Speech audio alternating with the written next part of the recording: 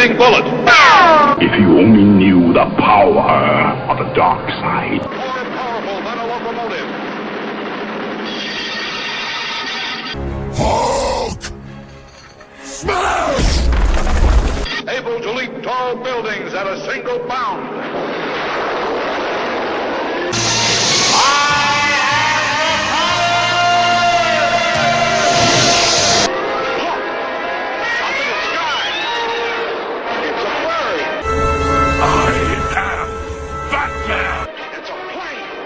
There's more to them than meets the eye. It's Superman!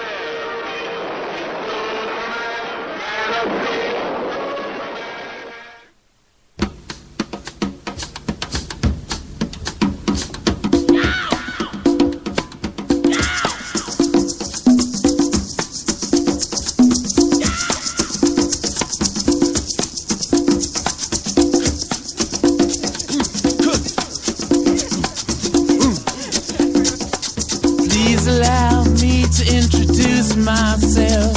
I'm a man of wealth and taste. I've been around for a long, long year. Stole many a man's soul and faith.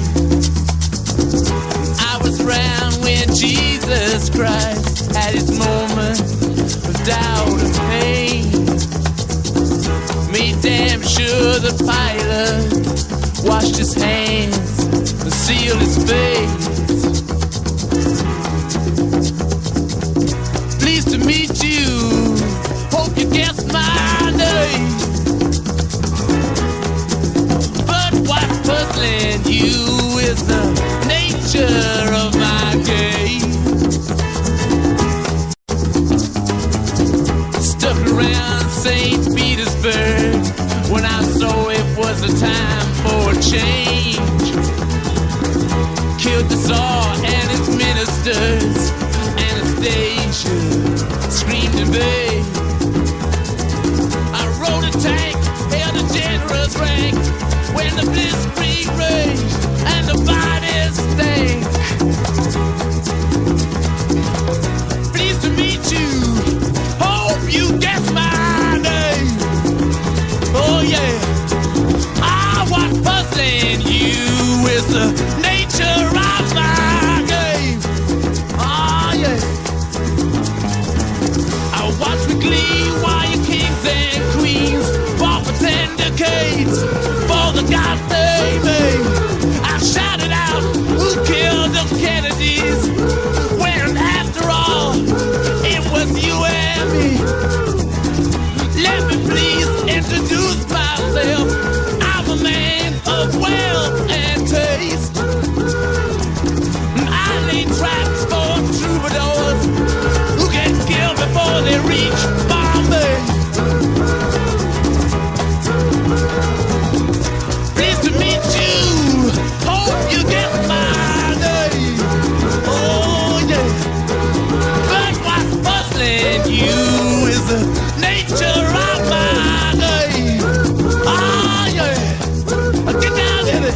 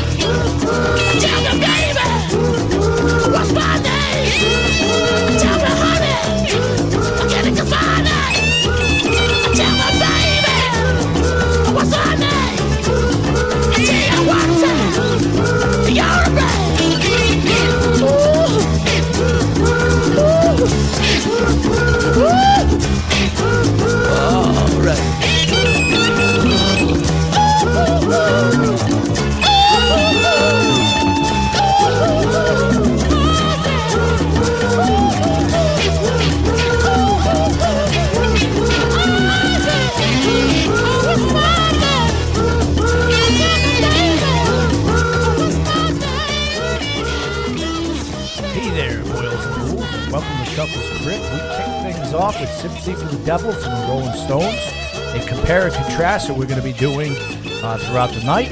We have another version of that song for you guys to see which one you guys like best of all. And, of course, it's a full house. We have George Garner. Hello. Nurse Misery. Psycho Eddie provided us with some lovely fajitas. And, of course, Tony Jones. Now, if you weren't paying attention to the last time we were on air, well, go back to Rhode and pull up the old episode after this one. And then you'll see what we're going into. If you're new to the show, I like to do these verses where we put together two characters that might not ever fight inside the DC universe or Marvel universe or whatever universe. I say might because there are some weird combination of comic books, and I had the privilege of reading a couple this weekend. One was IDW, and DC was the Ninja Turtles and Batman. You laugh, but that was an outstanding comic book. See what happens when you clean out your closet. You get inspired to I read know. comics. I also read another very weird one that you wouldn't think would ever happen. It's Silver Surfer and Superman. That's more likely than the Ninja Turtles and Batman, actually, in my opinion. Yeah, but I'm telling you, the Ninja Turtles Batman one, good read. The Silver Surfer Superman, good read. So someone might come up with this idea that I'm feeding them. Just throw me a couple bucks, a check at the end of this for giving you the idea. At least a case of beer. Yeah, give me the Give me the comic when you're done with it, so I don't. Yeah, let's have Chuckles have a spot inside this comic when you do this. Yeah, just have them draw you in the background somewhere. Nonchalantly, like, where's Waldo? It's where's Chuckles. No, I want to be the character. Now, you'll see why. Now, we're doing Spawn versus Constantine. Very weird combination. You got a gentleman that is from hell, and you got another gentleman that conjures up spirits and deals with hell. You would think they'd be great partners in crime. They would be great partners in crime. Let's do this correctly, because last time I got chewed out for this, so I'm making sure that this time I had down some compare and contrast features. So you're giving people a little who's who and what's what beforehand? Yeah. So Okay. John Constantine, that's his name. There's no other alter ego. That's the character's name there. His abilities are very simple. He's an expert user of magic. Plain, That's him. Easy. All right, there's no other fancy bells or whistles to him. Now, when we get to Spawn, Spawn is Spawn. Let's just put it that way. Spawn's alter ego being Albert Francis Simmons, sorry about that. Formerly human, now a hell spawn. If you've never read a Spawn book, do so. They're actually really good. His abilities, superhuman strength, speed, agility, and endurancement. Immortal to a point. Healing factor, highly skilled technician in martial arts, swordsman, marksman, athletic acrobat, teleportation, shape-shifting, necroplasmic energy, resurrection, and demonic powers. And when I read the books and did my research in here, you guys might not like the ending to this story right here, but I actually did do an ending this time. Uh-huh. I'm tired of the people out there being too afraid to give me an answer. So I'm like, I'm just going to do it myself. So you start the scene off with the boom tubes opening up. If you don't know what a boom tube is, read your DC Comics. It's something that Darkseid creates. Boom tubes open up in an environment of fire, death, chaos, spread everywhere in the air. One of your favorite environments. Fire. So, a typical day in Westward. Yep. Fire, death, and chaos. Pretty much, this is Earth brought to hell in a handbasket. This is the environment that you're seeing. There's dead birds, flying in the air. There's charred cars. There's electricity out. There's fire hydrants bursted with water coming out of them. This is an environment made for two guys that are from hell or hell-like environments to battle. Spawn, when he comes out, lands on top of this large pile of ash. So you see him majestically land. If you've never seen Spawn, he has this huge cape that would come down, and it folds all over him as he lands onto the ash It's there. all flowy and pretty. And Yeah, it's a nice painted picture for you guys out there.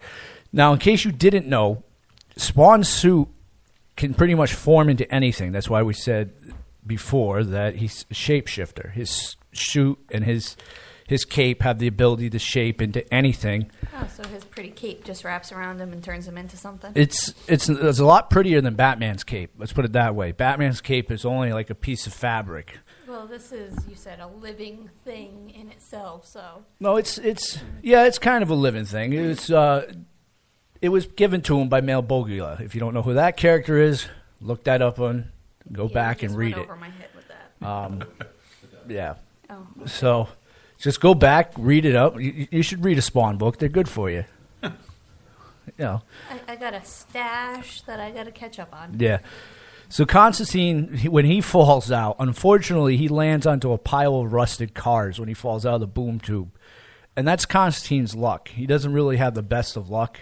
So, of course, Spawn lands all nice and gently. Constantine falls out of the boom tube like a sack of potatoes falling out of the sky. Bang! Right into the cars. Oh, nice. Not a good start. So they're looking at each other from across the battlefield. Each one of them is not sure of the other. You got this gentleman in black, white, this big red cape, and a man in a trench suit smoking a cigarette. Spawn doesn't know what to make of this guy. Constantine doesn't know what to make of this creature over there. Although Constantine knows from prior experience that guys in capes are usually on his side. Not if you look like Spawn. Not if you look like this Spawn. And if you haven't seen Spawn's outfit, like I said, black and white, red cape with little skull medallions holding the cape on it. Really something to be seen. Okay, Spiked collars. Question now, as far as where they are, you said it's a hell-like environment. Yep. Now, but that's crucial to this situation as I see it coming up. Oh, it because, is. Where are they? It's just an environment that's On Earth? It's on Earth.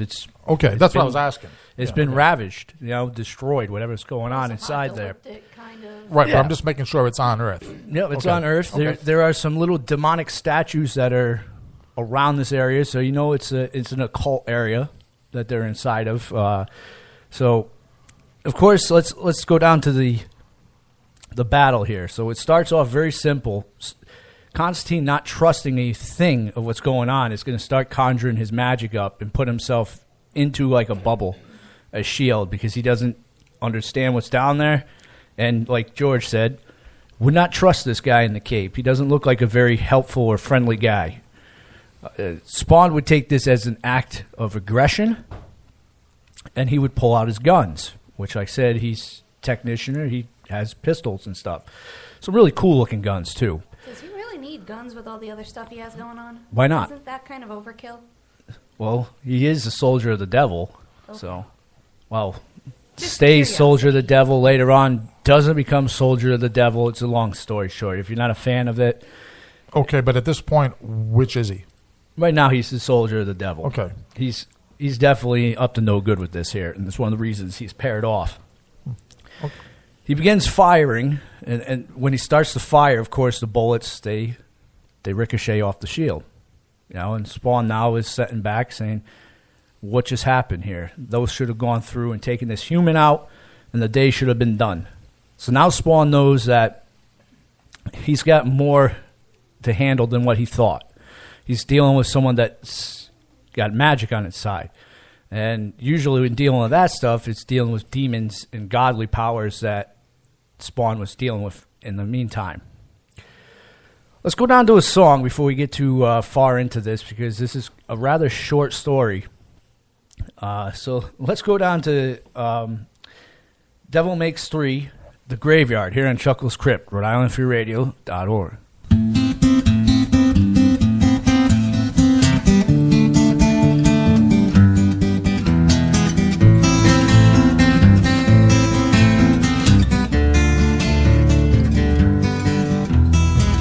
I wanna tell you a story. Ain't got no characters in it but me. I wanna sing you a sad song. Most of it I don't expect you to believe. It starts off just a whiskey and wine, or some miles of travel and some real good times, but it ends in a dark corridor where there ain't no windows and there ain't no doors. Well, that's me. Just a drinking off this bottle and a drifting out to sea. Oh, that's me. Just a sitting here staring and a shaking like a leaf. Oh, that's me. Just a leaning on my shovel in this graveyard of dreams. Oh, that's me. Just a leaning on my shovel in this graveyard of dreams.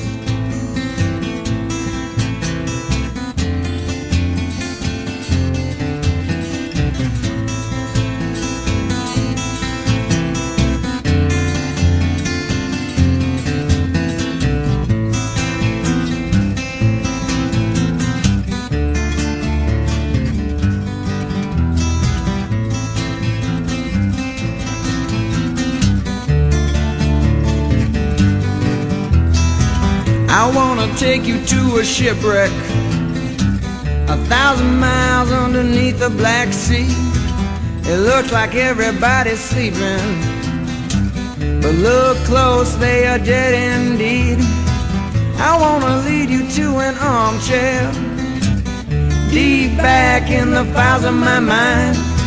I wanna sit you in a candle's light where I've been spending all of my time. Well, that's me. Just a drinking off this bottle, is it drinking off of me? Now that's me. Just a sitting here staring and a shaking like a leaf. Oh, that's me. Just a leaning on my shovel in this graveyard of dreams. Yeah, that's me. Just a leaning on my shovel in this graveyard of dreams.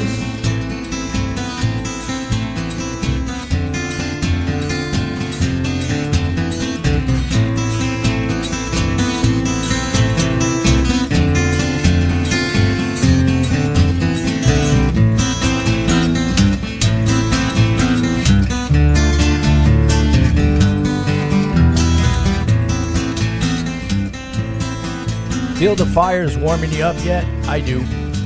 That's the Devil's Make 3 Graveyard here on Chuckles Crypt, Rhode Island Free Radio.org. I guarantee you this is probably the only place that is playing Devil's Makes 3 as part of their radio compilation. What the heck was that? That was terrifying. I'm closest. Did anybody hear that? Yeah, I think it was hellish flatulence. Oh, jeez. On a summer evening, the stenches of hell. It's already happening right now. We just ate those. Eat this. Yeah. They work fast. There must be some good magic in those. Acting for heat. There you go. That's how you market them. Just in case anybody's wondering, we talked about this earlier on the Haunted Cabaret, and today is a strike back. That's one of the reasons I have a lot of demonic / relationships with the devil music. This is a strike back at a certain born again that yelled at me for saying Jesus Christ. So I if you don't know Chuckles the Clown, you do know I hold grudges for a long, long time, and I will beat that dead horse until that guy's dead. Right, and not only was it somebody, but it was a potential boss. It was a coworker, yeah. I can think of people that you've hated since we were in high school. I mean, you really you would double down on a good grudge. Oh, yeah. Oh, Decades long. I don't let go of those grudges. Once I hate you for life. You're dead to me. Yep, definitely. They're not even dead, because if they were just dead to you, you just walk away and ignore them. Like, you just continually No, this destroy is them. a man here who, if one of them died, he would dig them up and continue to berate them. Exactly. Like, let me put your corpse in my corner just so I can bitch slap you every now and again. Yes, come and stop. What's a taxiderm it? Yeah. Kind there of you like go. Norman's They're mother, so you already can sit it right in the room and piss on it. Yeah. That sounds good. Oh, great. We gave him ideas, George. So you hear that, my I was trying. enemy of the Christian blood? See what's going to happen? Don't be an enemy of the clown, Yeah, don't do that. because then I have to smell your rotting corpse. Yeah, well, there's going to be a rotting corpse coming up soon. It's why we're sitting here talking about Spawn versus Constantine. And when last we talked, Spawn had actually opened up fire first, because he's not going to take any crap. I mean, No, this he's is just used to, destroying and moving on? Is yeah. that kind of his MO? He wants to take this guy down quickly, and quietly and go back to what he's doing, which is fighting the powers of evil, so that he can be freed from this powers of evil. Which I don't know why you'd want to be freed from the powers of evil. Seems like a really cool power to me. Yeah, and well, you said even in the comic, if you track the comic over a long period of time, he goes back and forth in that, right? Yeah. Yeah, he doesn't even know. It's worse than a professional tweener wrestler.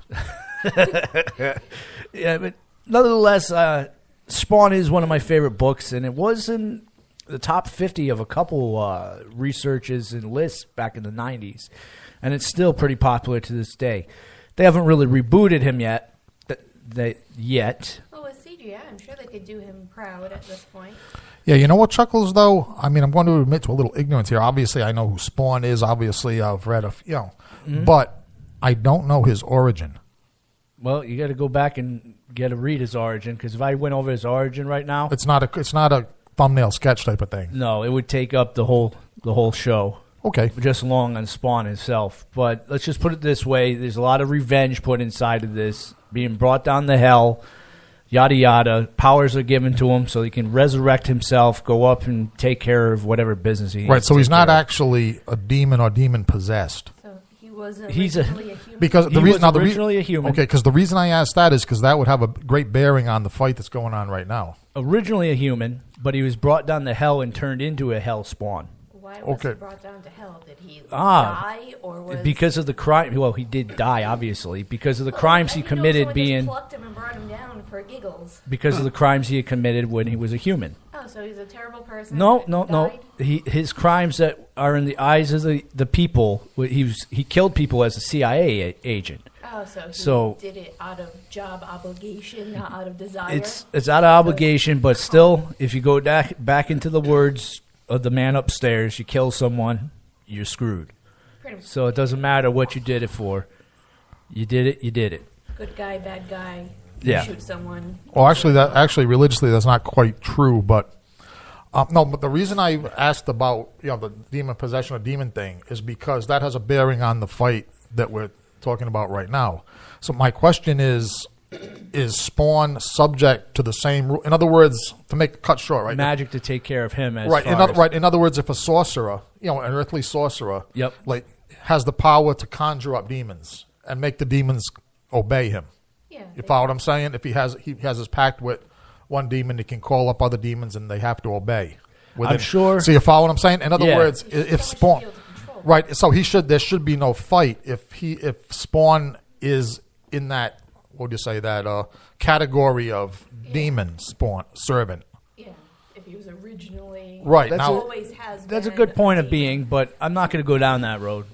Okay, you can just lie whether it's true or not and say I know. Well, since he's not an original demon, maybe it doesn't apply to him anyway. That's what I was.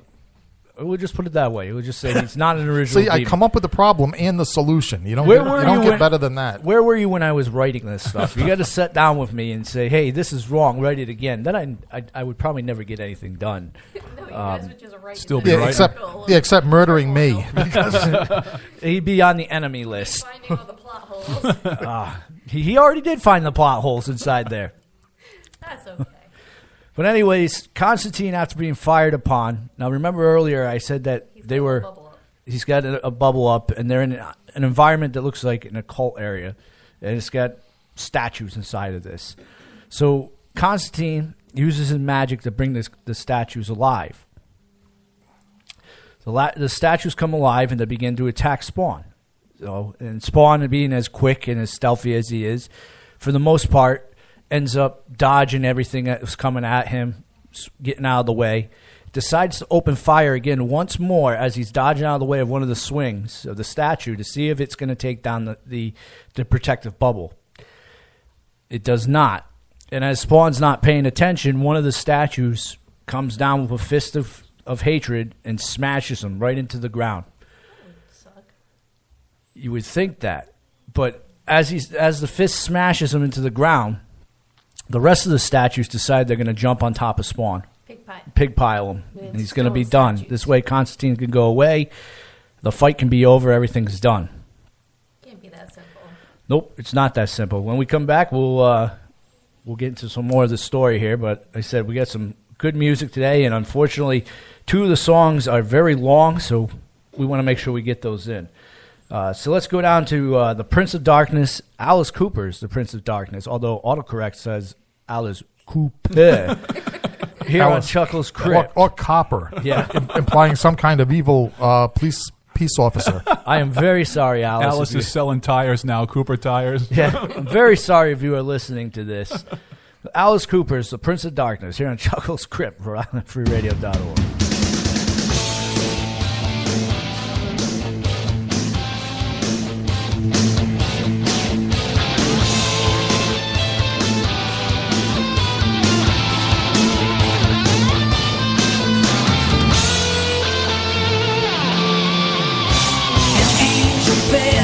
One stormy night, from heaven's glory, split the earth to rain in hell.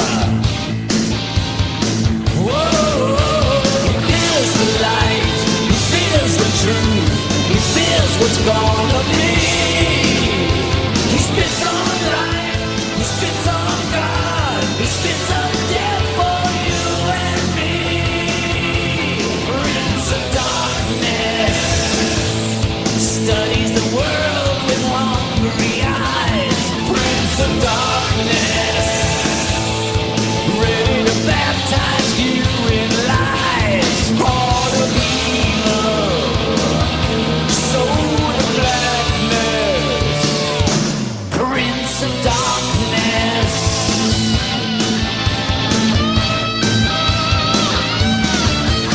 The Scarlet Lamb was just a boy with a baby's mind. He swore damnation on God's creation. Whoa, he lives for hate, he lives for tears, he lives up to his name. He knew the light, he knew the one who was crucified in pain. Prince of Darkness studies the world with hungry eyes. Prince of Darkness, ready to baptize you in lies. Heart of evil, soul of blackness.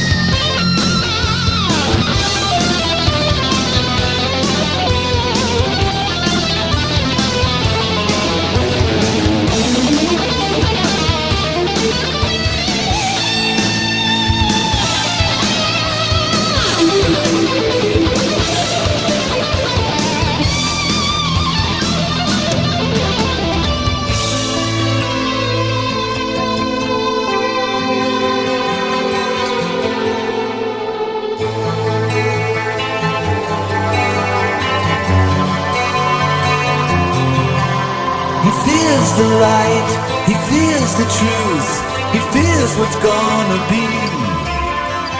He spits on life, he spits on God, he spits up death for you and me.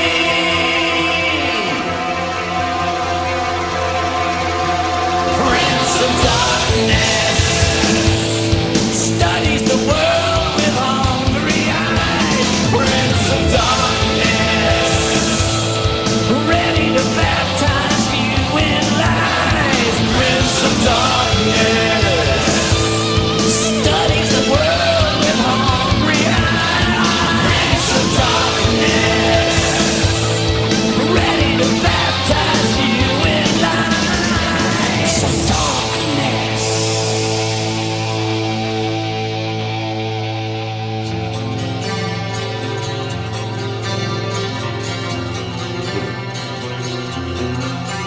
The devil himself is patting me on the back saying, what a good job I'm doing tonight.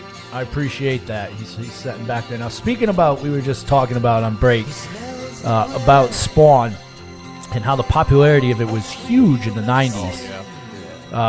Not so much now, but I remember, this is a true story, Walmart used to sell the figures, plastered the figures on the walls. I mean, they had rows of them, until someone in the corporate picked up one of the books and read it and found out what it was like.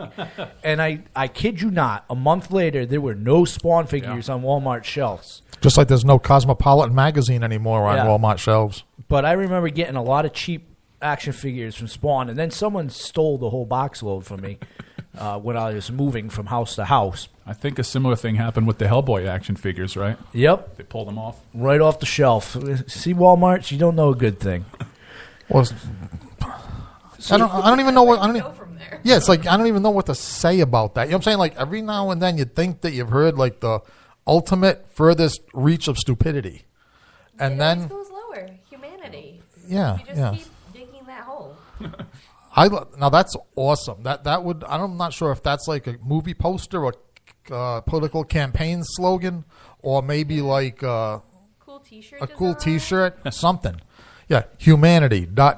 We just keep digging that hole. Yeah. I like it. That's I like a great it. bumper sticker. Yeah. Well, I mean, you're pretty good with the Photoshop stuff, George. You can elaborate on that. Yeah, I just don't want one on my car. I mean, those things never come off. No, they don't. Yeah, Long after yeah. it becomes passe, it Oh, stays. yeah, it's I there still have a for Ross life. Perot bumper sticker on my car. It's like, Oh come my on. God. Yeah. So last we left off, Spawn was in a pretty bad spot. You know, a bunch of statues had landed on top of him. So you would think he would be in a bad spot.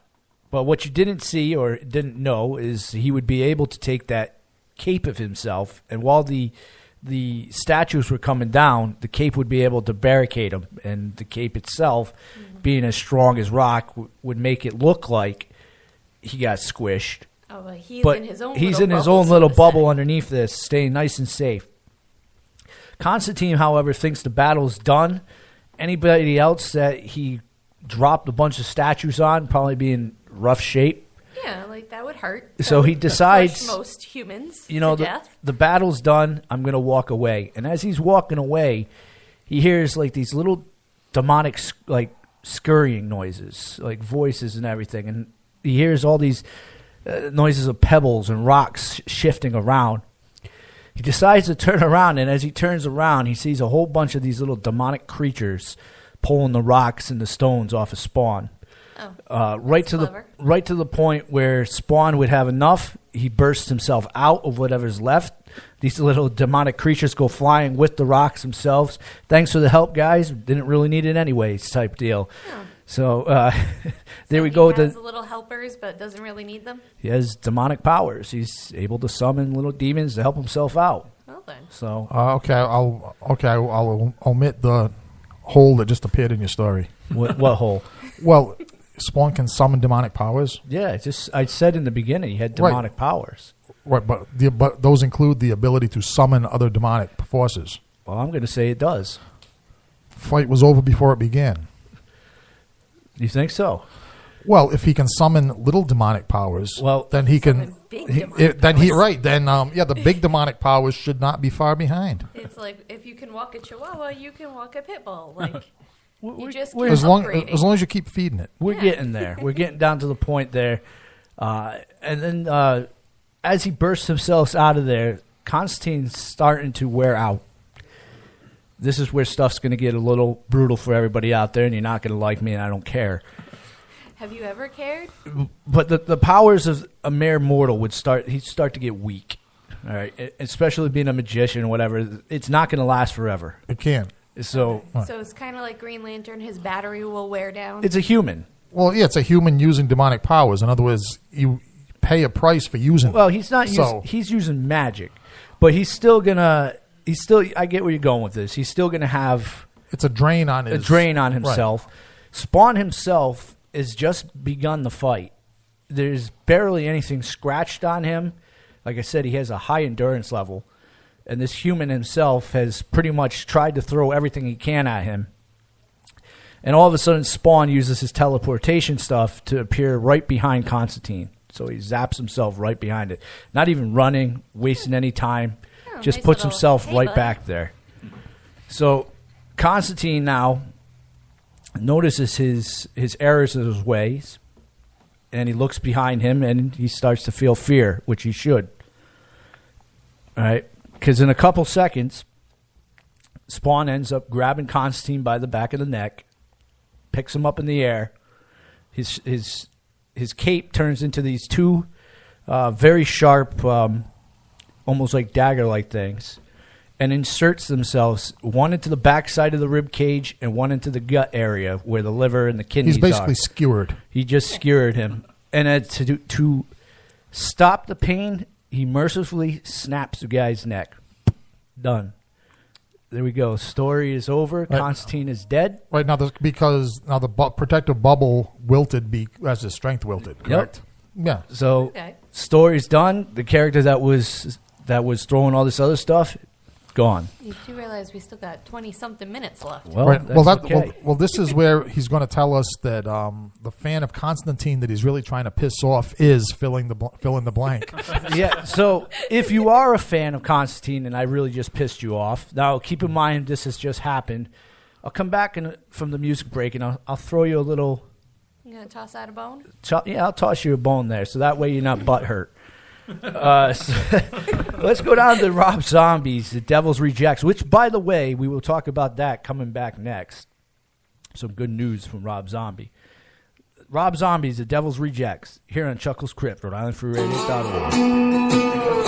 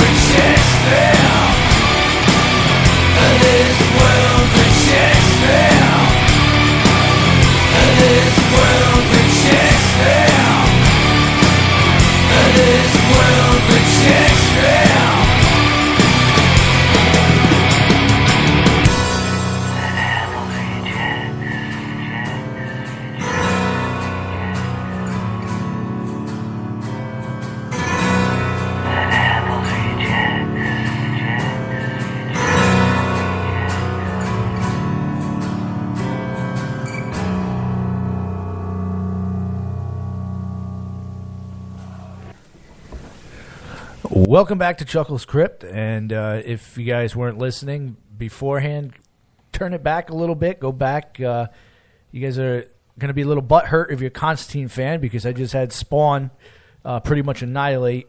And annihilate is what it was, too. Yeah, but it was merciful. Yeah, it was a merciful killing. It was a squash match.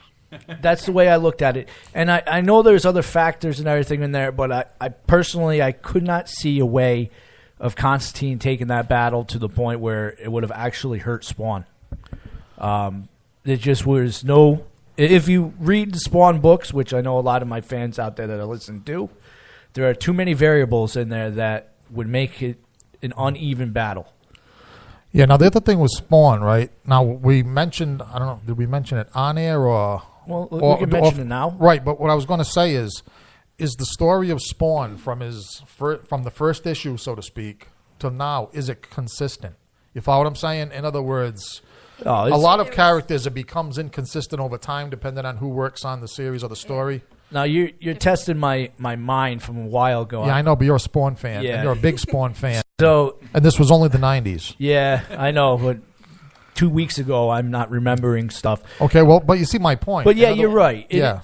There was different writers and different stories that are coming through. So no, he didn't stay the constant. But I stayed to the badass Spawn, the one that pretty much the unromanticized Spawn. Well, he's still according to you guys, like off air, there were some storylines that involved right. But keep in mind too, this is like these two characters have never met. Let's put it that way, and they're being forced into battle by an unseen thing inside there. Right.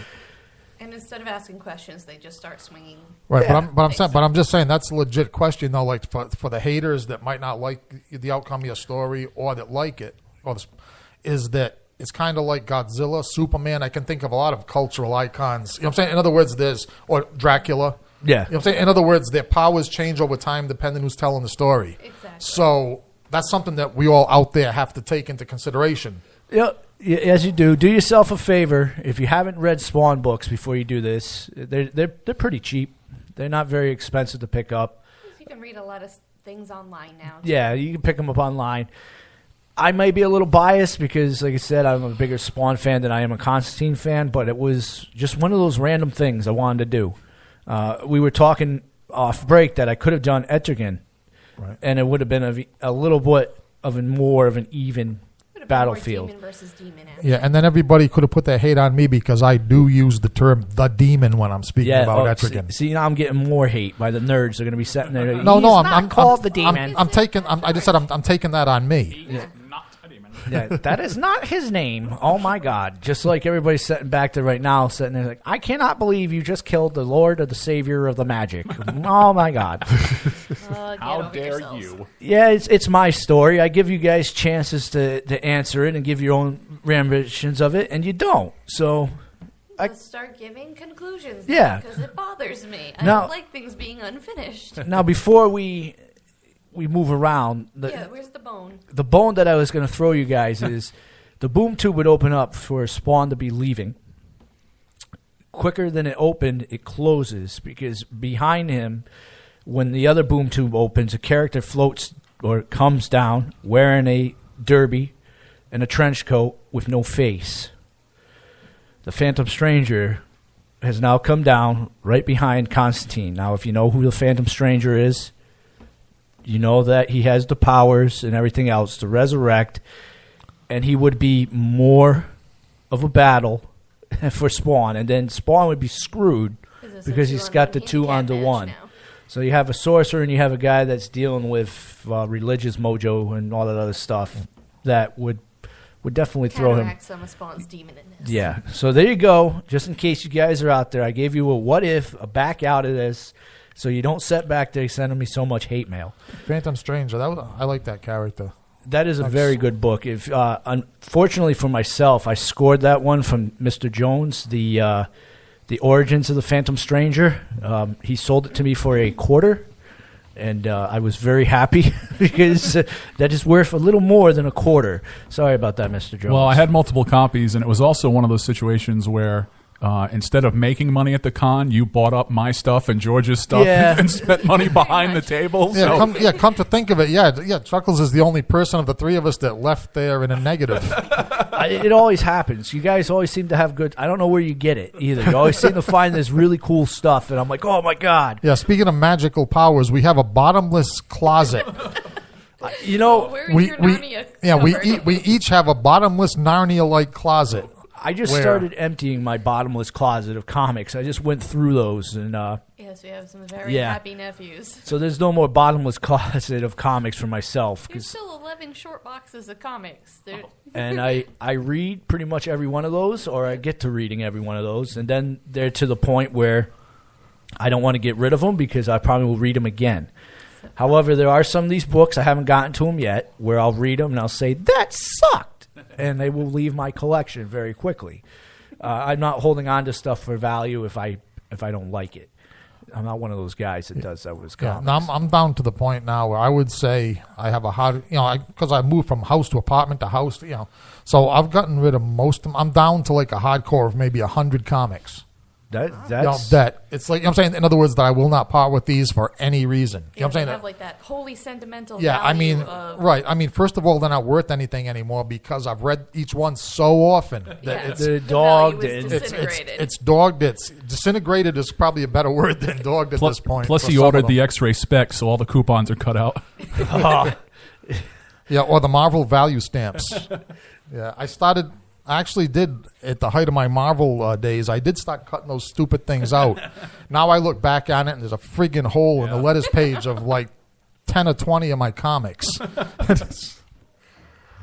So we come back. We're going to talk a little bit about what do you guys think around the table about the story. We'll go around and everything. We have some, Yeah, like I said, special announcement. we have some good news, and of course, Nurse Misery will be doing her job, which is talking about what's coming up. So let's go down to some more music, because I said I wanted to get this in, and Mr. Garner is excited to hear this. This is Ozzy's version of Sympathy for the Devil. Let's see which one you guys like best.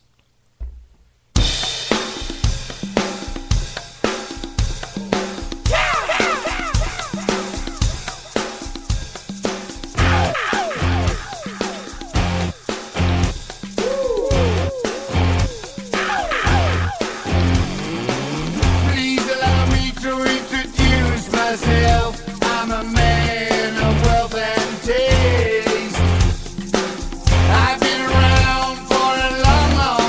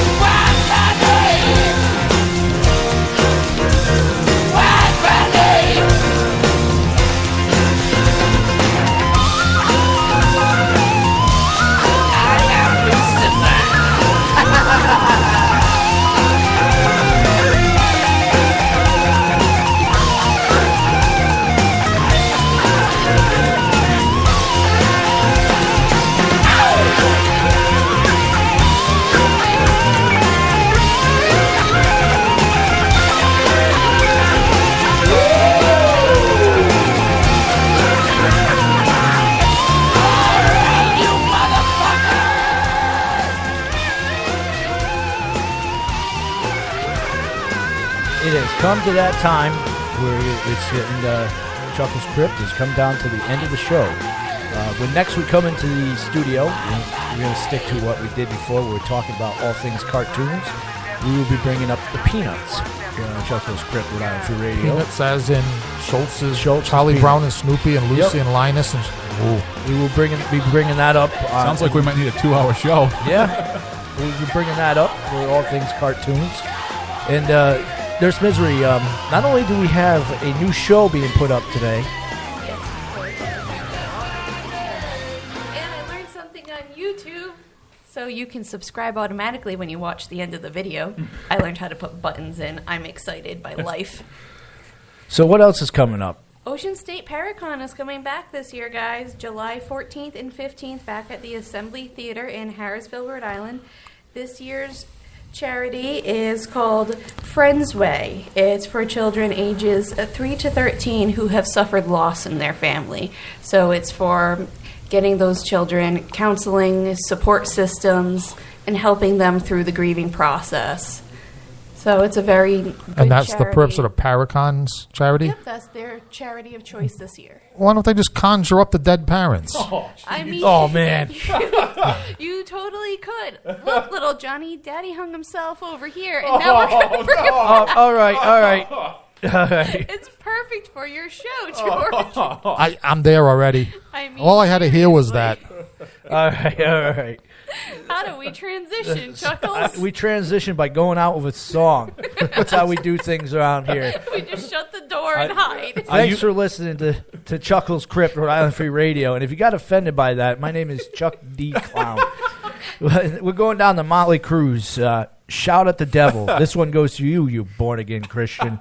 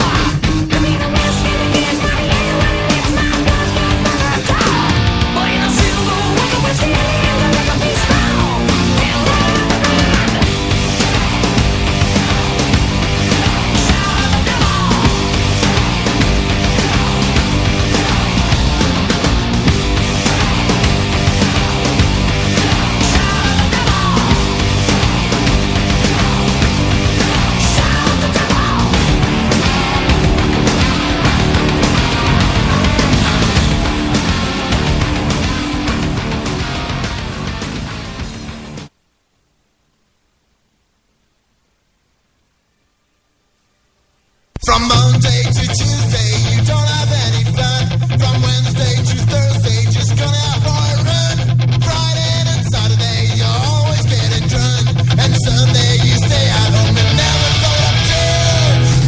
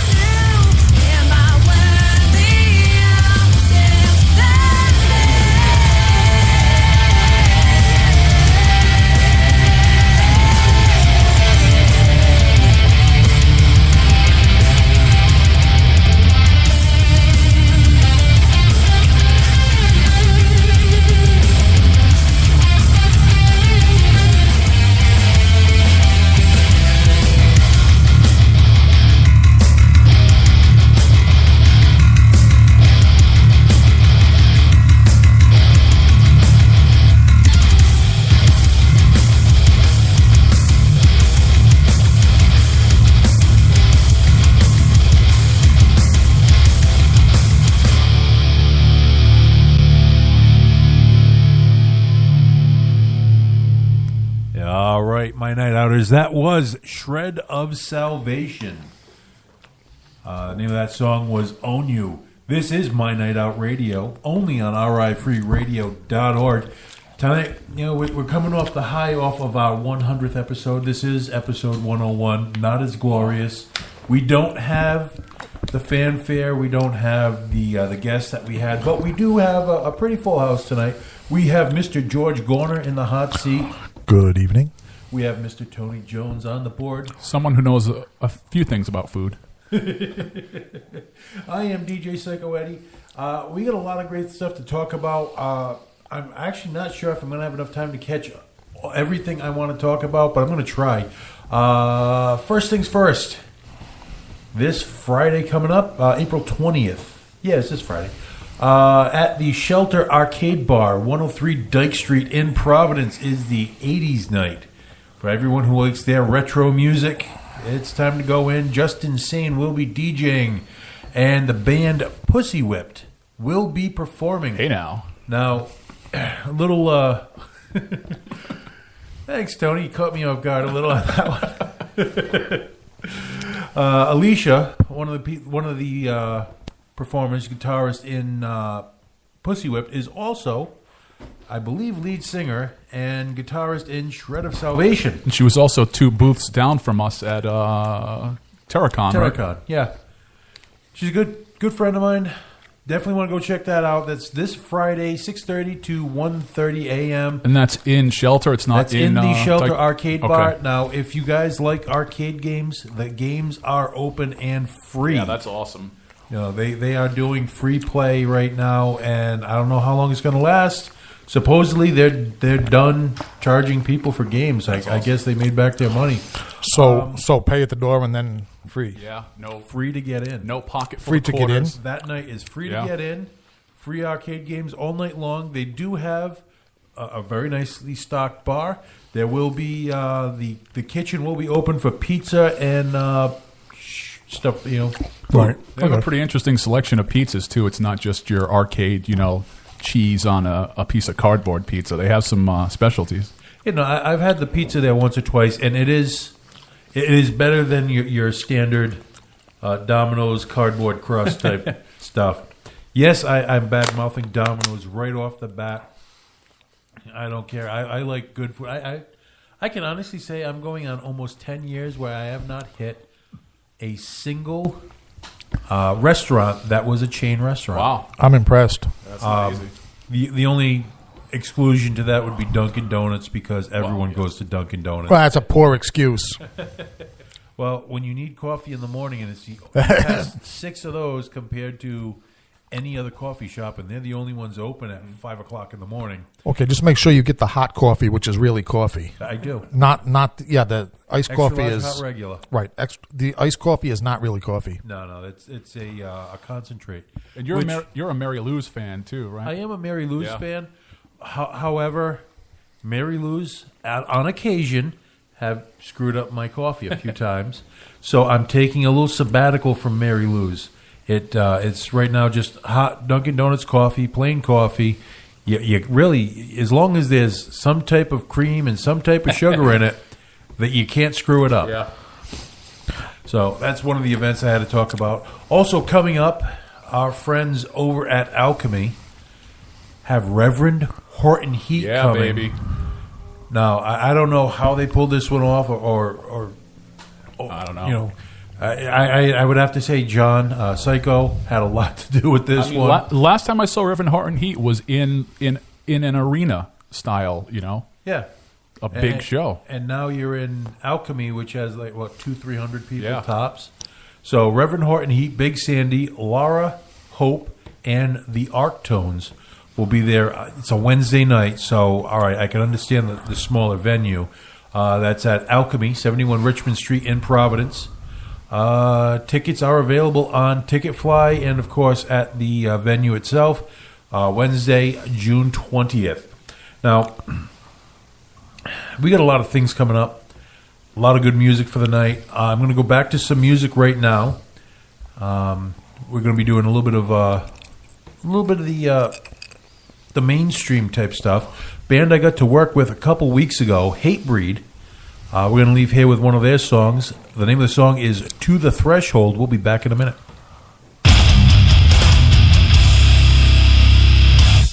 is the sound of the lost, the beaten and broken, rising up and claiming what has been taken from us, from the shadows of the past, from the depths of our own failures, stepping forward into the light, denying our demise, decimating all uncertainty, bowing to only you can place judgment upon me. Give me your broken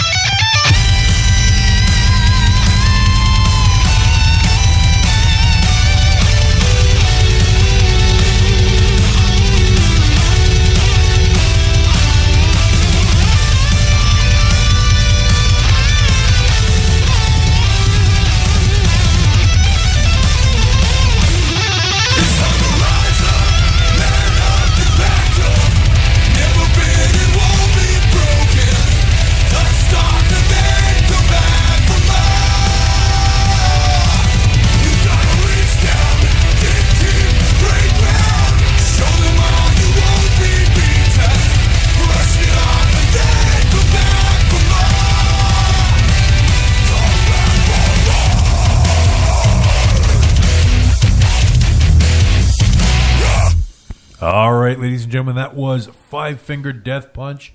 Name of that one was Back for More. Before that, Hatebreed, To the Threshold. Now, I had the opportunity to work with Hatebreed a couple weeks ago. Great bunch of guys, really easy to talk to. Definitely stage persona and off stage actual two different personality. things, right? Really awesome guys, real low key. Right. Get them on stage, of course. It was probably the most violent circle pit I have ever seen. Yeah, that disconnect between on and off stage, that happens unsettlingly often, actually. Well, as I'm looking around the room, I got to bring this up because, well, it affects me directly. As I'm looking around the room, the myriad of health problems has made its way to the ears of food services. And Craft Services has put their foot down and said that she is now going to be cooking healthier for us. So if we sound a little weak, please... We're malnourished. Please send Twinkies, Funny Bones, and any other possible snack Donuts. cakes. Allie's Donuts would be great. Speaking of local foods, or even more closely, local food events, April 29th, we have the Flavor of the 401 Food Festival coming up right here in beautiful downtown West Warwick. It's Sunday, April 29th, 12 p.m. to 4 p.m., so noon to 4 p.m. at the West Warwick Civic Center and Ice Rink. Tickets are only like $5, right, Tony? Yeah. Now, $5 if you get them in advance.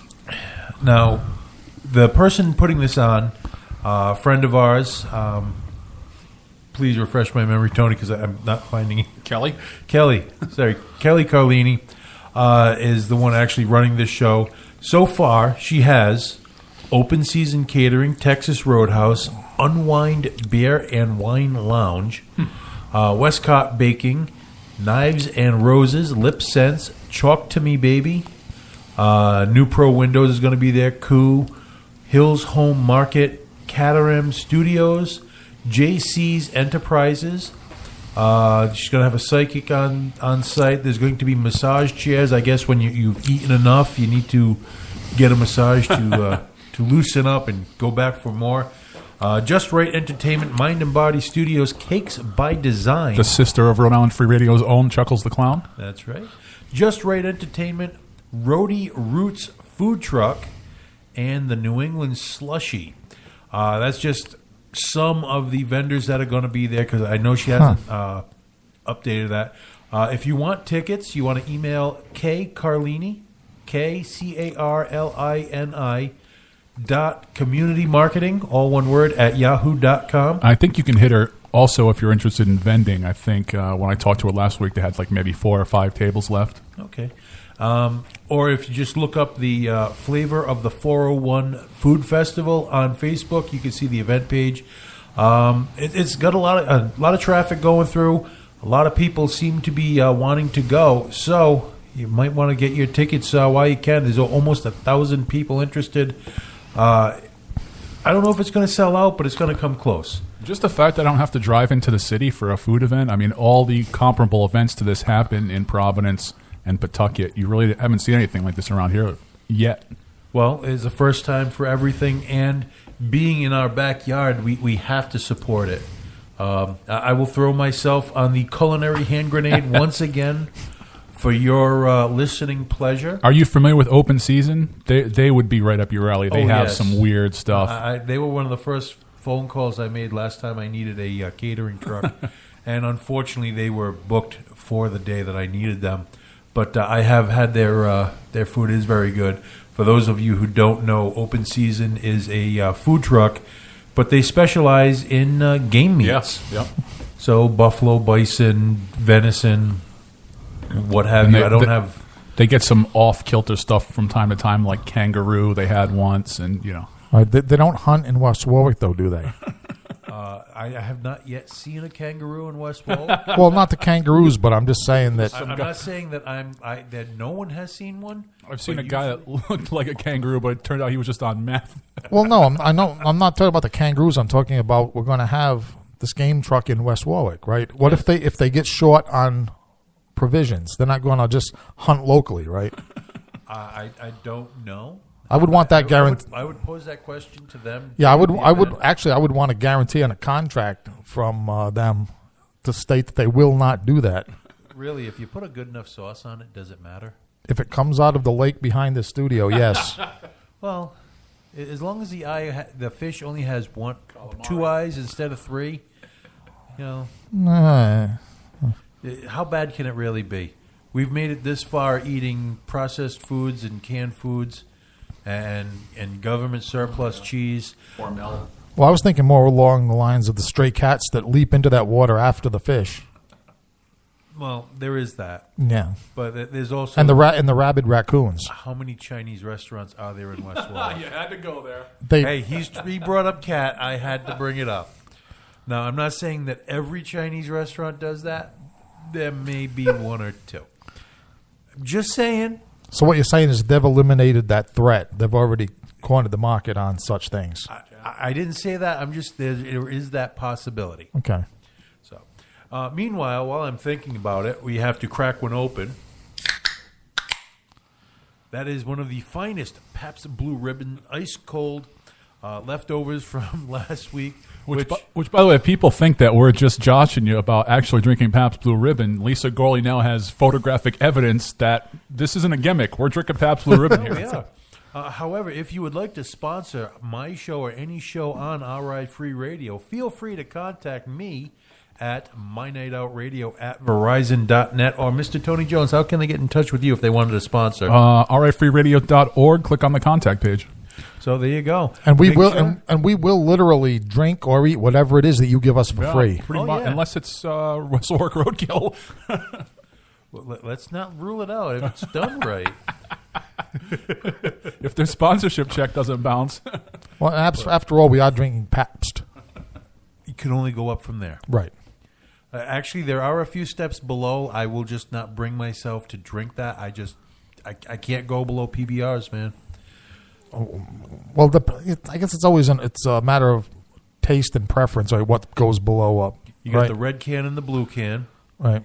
I'm not going to mention any names. I don't want to take off any potential sponsorships later. Well, I don't think we're going to get any potential sponsors from the producers of Miller Lite.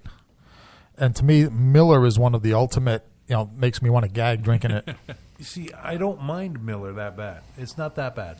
No, It's like I say, it's a wide variety of. Yeah. I mean, there isn't much that I won't drink, but there are a few things I just can't bring myself to drink. Speaking of which, of course, millennials every so often make the news because they are now changing the way we drink. I didn't believe it was possible, but because the millennial drinking habits they're so mainstream and it's such a large portion of the drinking community. You mean they're still drinking mother's milk at adulthood? Is that the change you're talking about? Actually, no. They are actually hitting the age where they're drinking alcoholic beverages. My goodness. So now these are a few things. First off, I have to comment that all the research was done, or most of what I'm going to be talking about is coming out of Motif Magazine's online site. The article that I'm basing most of what I'm saying off of by Laura Kanzler. Basically, millennials' drinking habits, beer is going by the wayside. I've heard that actually. Yeah. Don't get me wrong; they're never going to stop producing beer. No, However, but no, you're right though. Yeah. The craft brew bubble is going to burst. Yeah, we've already seen it here. A couple have already closed down, right? Bucket Brewery's closing up shop. Yeah. Now, don't get me wrong, I love beer. However, the hard alcohols are pretty much in my sweet spot for the last couple of months. No, a little bit over a year. Ever since I started having problems with my stomach, I can't drink the beer as often or as much. But hard alcohol is not giving me a problem. So what are the millennials switching over to? By the way, well, that's what you're going to be expecting to see. A lot of distilleries. As far as which ones, nationals, we're not really sure yet. However, there is going to be, and they're predicting, a large uptick in convenience cocktails. Cocktails in the can. Which I have to admit I like. Well, any pre-mixed, you just grab it and go. Yeah. And it's not the nasty crap that we used to get when we were just turning our drinking age. In other words, it's not the alcoholic equivalent of Campbell's soup. Correct. This is actually a pre-mixed cocktail which actually uses good ingredients. Not like when we were kids, we had Purple Passion, which was Everclear and grape soda. Or we had the pre-mixed Long Island iced tea, which was mostly sugar, a little bit of caramel to change it, and some base alcohol that really no one really knew what it was. Right now, in a can though, Ed, that doesn't. No, I've actually, when I was traveling in the Caribbean, they have a bunch of pre-mixed cocktails. Goombay Smash is one of my favorites, where it's got some juice in it, alcohol, and it's mixed like they would mix it at a bar. Are they made by Goya? No, they're not. It's I don't know who makes it. It's a white can, black lettering, says Goombay Smash, and it's got a smile on it because you give 2 or 3 of those, and you'll be making that same dopey smile. Right, but what I mean by in a can is that, shouldn't it be in a glass bottle? Wouldn't that just be like... The container itself, notwithstanding, what's inside is what we're talking about. I know, but what I'm saying, though, you especially as a connoisseur, doesn't... You do realize, and this is where I stop blowing people's minds, Chef Boyardee, the ravioli in a can, the pasta in a can. I have eaten it many times, yeah. There was actually a chef in Chicago. His last name was Boyardee. Right, so he right. spelled it out phonetically so as not to freak out Middle America, who wasn't used to having an Italian cooking for him at that point. And he bought a military surplus canning machine. So he made his own sauce from his restaurant, a real brick-and-mortar restaurant, and people really wanted to take it home. So he would can his pasta sauce. Then it branched out into different pastas, into the empire which we have now, which, Chef Boyardee. Right, but that's kind of like... But we're talking about alcoholic beverages here. True. Well, But hard liquor. Do you want wine in a can? I've had it. Why doesn't that I've surprise had me at wine all? in a box. A wax-lined box, I hope. No, it was the bladder in a box. Oh, jeez. The Franzia, or the finest boxed wine available. You have to try everything at least once or twice. Bourbon, gin, malt whiskey in a can. Now, my question to you is, what's the difference? That's like saying...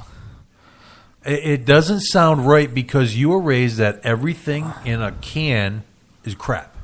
If you put it in glass, it suddenly gentrifies whatever that can or whatever that container is holding. Right. And if you color the glass, that's even better. Well, the coloring of the glass was supposedly to protect from the light of... I thought it was just because the radioactivity in Chernobyl colored the Russian bottles that they were putting their vodka in. Actually, the Russian vodka always comes in a clear bottle. At least the Russian vodka that I've had. And I've actually had it... I've had relatives that have gone to Russia, brought vodka back. And it was excellent vodka, but you just... You could not taste the radioactivity at all. Chernobyl vodka. Right. Okay. Then, all right. Then, who is it that I'm saying? Then, when you see the colored glass for a fine That would be alcohol, like Sky Vodka has a blue. Okay. Let's see. You have Malibu Rum, which it's Malibu Rum. It's got the white bottle. Rum Chata, which is very good. It has the white bottle. As you go around, you will see different colored bottles. Not very often because hard alcohol has already been distilled. Right. Impurities have come out of it. They put whatever additives are going into it. And, it's not going to change once they seal it. Right. Well, I think, though, I do think I am on sound psychological ground here with this glass versus can thing. Because long ago when I worked in a restaurant, the chef there told me, very, very important insight, people eat with their eyes. And the same thing goes for drinking, unless you're a hopeless lush, and then you don't care where it's coming from. I resemble that remark. Or if you're cheap, Well, and you most drink of with us your here wallet. do, but my point is that there is a visual aspect even to True. drinking liquor. But we're not talking about normal people. We're talking about millennials, which have bucked this. No, hear me out. I'm not bashing the millennials, but they have changed and they have bucked the system from the get-go, because the millennials are not going to do what their parents did. Just like when my sisters and my brother had their kids, they were not going to do what their parents did. Well, granted. So, as the wheel turns, so to speak, the millennials are now saying, why can't something good go into a can? Well, I guess it has its own millennial logic because cans are one of the few objects that you can recycle successfully. You can recycle glass as well, but a can, the actual can itself, barely costs a nickel to produce. Whereas the glass bottle, now you have a lot more. It's a lot more involved. There's breakage involved. There are a lot more variables with glass bottles. Right. Another trend you're going to be seeing with millennial drinking right now is alcohol-related fusions, especially health-related alcohol fusions, like kombucha, tea, fresh juice with an alcohol into it, not just just a juice or just whatever. It's going to be an alcohol fusion in that bottle and or can, which may or may not have health benefits. The horrible purple wine, blue wine, right, as they're calling it in the article, the one that turns your teeth purple and blue. You're not going to be seeing that as much, but the rosé, the pinkish colored wines, Right. the Zinfandels, you're going to see an uptick in that. Sparkling wine, also, you're going to be an uptick in that. Wine in a can. Or the bib, bag and box. I was semi-kidding. They are not. Our own market study here regarding wine in a can, since we got this refrigerator near 2 years ago, there has been a can of wine in there that nobody has partaken in. Probably 100 people have passed through this room. Nobody's wanted to touch it. Okay, an anecdotal but very relevant survey. Well, having not known really what it was, I'll tell you what. Next episode, I will crack that can open. Another thing you're starting to see now with whiskey. Okay. Whiskeys and scotches, they are taking out the age stigma with the whiskeys and the scotches because a lot of the millennials are now getting into the better whiskeys, better scotches, because they have the disposable income to spend on it. You mean taking away the age stigma in terms of the age of the people who like to drink it, or the age of the beverage itself? The distillery companies are taking away the age-specific marketing. Targeting the older people. Well, that's what I'm Yeah. saying. Is right. So it's not right. Okay, gotcha. The Okay. distillers are now targeting everybody, not just the older crowd, because they're realizing that the younger crowd has that disposable income at an earlier age and are developing a taste for these products. Right. Which I agree with completely. I mean, I had to take, prefer. I will say this eventually. Obviously, I partook of it from an early age, but no, I did though. I mean, Scotch and whiskey, and I always liked that better than beer, no matter what age I was. So, I agree 100% with that. And the last two that they're talking about, number one, cider. You're going to be seeing a lot more ciders, good and bad, because of sugar content, flavor, juice concentrates added. Fresh pressed, whatever it is, they will be hard cider. Hard ciders. There'll be a lot more hard ciders out there, and as they're coining it, the weird liquors, like the mezcal, which is got the worm in it, or the hypnotic is another one that's out there.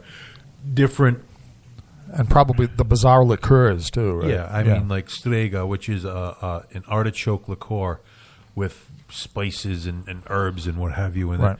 So it's the whole scenery of the drinking culture is getting revamped because of the drinking trends that these millennials are causing. Right. Basically, the hairstyles and the clothing styles have been pushed to the limit, and they're beginning to recycle them. So let's go to the alcohol. Exactly. Yep. So we're going to stop here for a minute. We're going to leave here with a song a lot of people have heard, a lot of people like, Disturbed, 10,000 Fists. We'll be back in a minute.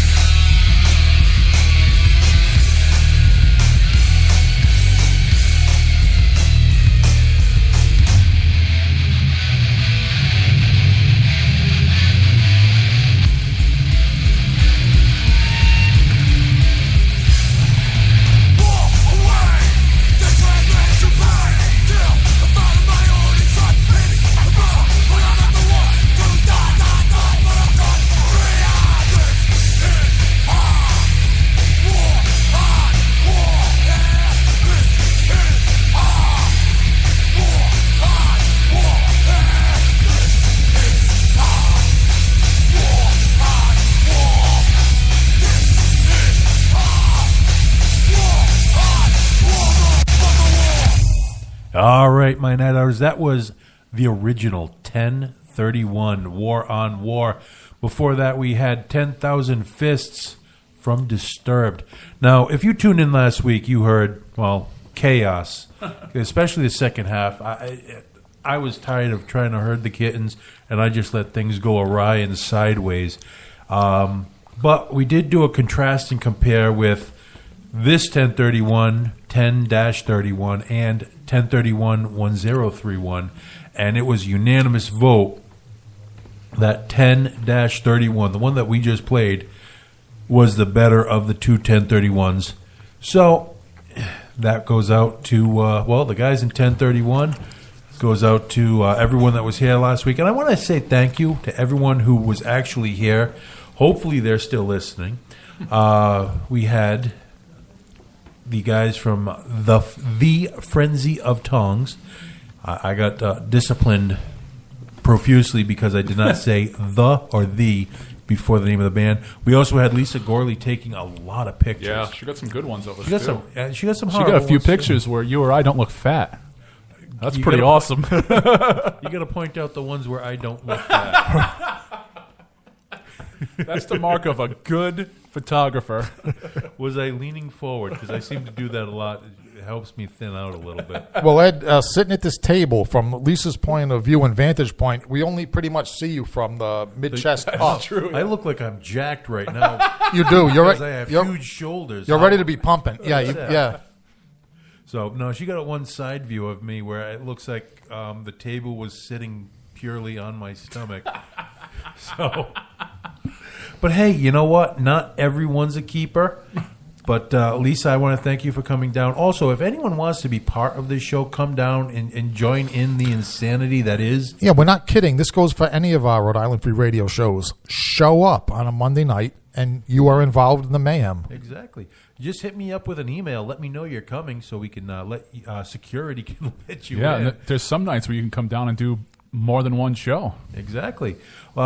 Anyways, if you want to come down and check out the show, even if you want to just sit in the side and watch the show as it unfolds, hit me up, mynightoutradio@verizon.net. In fact, Shred of Salvation sent me music literally 15 minutes before the show began, and they were the first song on tonight. So, thank God we have the new filters on the microphones, because I think Tony just drew mud. Let's just say fajitas were on the menu tonight. Now, with the hope of better weather coming, I've been doing some research on burger places. Okay. Just because I have been jonesing for a good burger lately, and I did a search on best burgers in Rhode Island. Now, I have a few places that I really enjoy, but I wanted to see what the internet had to say. And about halfway down the list, Wendy's came up. So I realized there's a lot of stupid people. Time to make your own list. Yeah, I had to make my own list. I picked the top 3 for me. Wendy's gave me diarrhea last time I ate there. Just the last time? Yeah. Oh, okay. I guess I have a strong constitution, but I got instantly sick over the weekend, and all I had was a baked potato.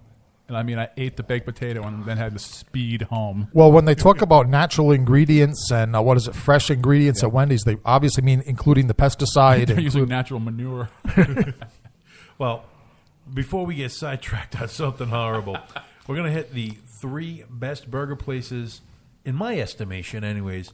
May not be on everyone's list. Well, But do any of your picks match up with the intelligence of the internet? Yes, actually they do. Cool.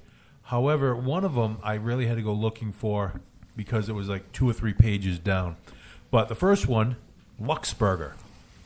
It's right in downtown Providence, right on Memorial Boulevard, 5 Memorial Boulevard. They are probably one of the better places that I like to go. They do have some very unique starters, the typical beer battered onion rings, chicken wings, chicken tenders, fried pickles, or as they call them, frickles. And they come with a sriracha aioli. Oh, yeah. So, it'll set you. They typical Rhode Island. They have the fried calamari, Philly cheesesteak egg rolls. One of my one product that really is the bastion of my existence is the truffle fries. Okay. I is just so wrong to do truffle fries, and that'll be a whole episode in itself. But let's just suffice it to say, if you're putting truffle oil on fries and it's just not truffle oil. We'll leave that alone. However, they do have salads. We'll just skip that. Soups, again, we'll skip. Now let's start off with the burgers. Now, most of them, you're building your own burger. So if you're doing the build your own burger, they have the Gold Label Hereford. They have the the chicken breast. They have the Wagyu beef, which is super unctuous, super fatty, a very high grade of beef. They have a veggie burger, turkey burger, ahi tuna steak, bison, and then you can double the meat for just a nominal charge, which really isn't that much of a charge. Then you could add one of 5 different cheeses. They have like 10 or 12 different toppings you could put on it. On top of that, you put on like guacamole, fried egg, mac and cheese, bacon jam. Then you get to pick out a sauce, what type of a bun. They got 4 or 5 different types of buns. What side dish you want to go with that. You know, you have the typical fries, coleslaw, but they also have tater tots, onion rings, sweet potato fries. And Tater tots? Tater tots, yeah. Oh. Cheddar tater tots. I'm there. And then you can pimp them out, putting on a cheese sauce, jalapenos, bacon, onion, sour cream, whatever. So now this is Luxburg. They also have a few that they've already designed for you where to make it easy so you don't have to go through the whole list. Now, the one that I was really looking at, there's 2 of them that I really like. The one that I have not tried yet is the Frankenstein. It is 4 burgers, patties, 4 Gold Label Hereford burgers, 2 jumbo all-beef hot dogs, 4 slices of smoked bacon, 4 slices of cheese, topped with chili, coleslaw on 2 buttered rolls, served with a double order of French fries. It's $20. My goodness. If you finish it all, you get a T-shirt. That's okay. 4 now. When the 4. No, we're not saying like 4 individual burgers. We're talking about 4 patties. 4 patties distributed between 2 burger buns. All right, so two each per burger between each. Gotcha. Okay. Along and then with the hot dogs. No, the hot dogs are also going to be sliced up, put on the buns with the with everything else, along with the bacon, the chili, the coleslaw. Damn. Yeah. The only we were talking off the air about this. The only one I'm not sure on ingredient wise is the coleslaw. I think it would bring that nice acid to it and cut all the different meats, all the fats from all the meats. Yeah. You need that little bite to cut through it. The other one that I really want to try is the Death by Burger. 2 Gold Label burgers, double aged cheddar, smoked bacon, a fried egg, mayo, lettuce, and tomato. It's a very simple burger. The Gold Label burgers are very good. 100% purebred Hereford beef, proprietary blend. It's the meat is all raised on a small farm with a strict vegetarian diet. So Damn. your meat may be vegetarian. My meat's eating better than I am. So that was the first one. We're running short on time, so I'm going to really graze through the second one. Excuse the pun. Second one is Harry's Burger Bar. There's 4 locations. One on I believe it's South Main Street in Providence. One on Atwells Avenue in Providence. There's one in Lincoln, and there's one in Newport, right on Thames. Right on the okay. Right on Thames Street. Yeah.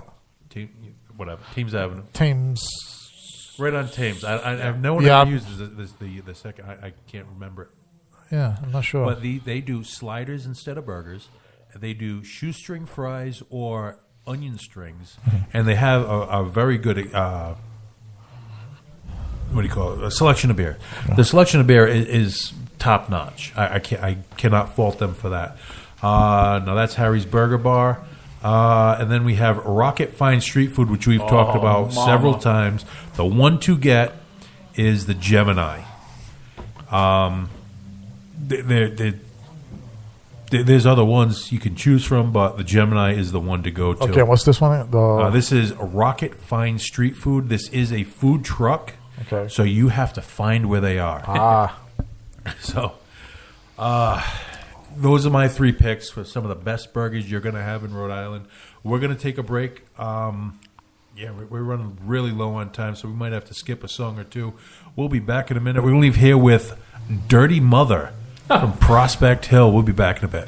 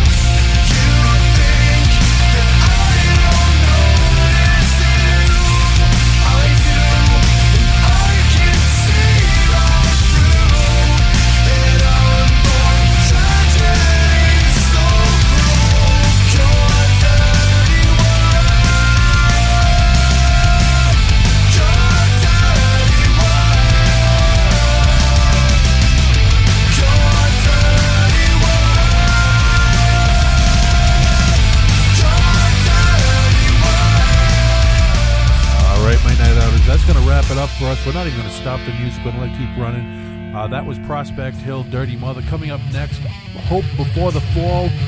Name of the song is Constellations. Thank you for listening. We'll catch you next week. What with the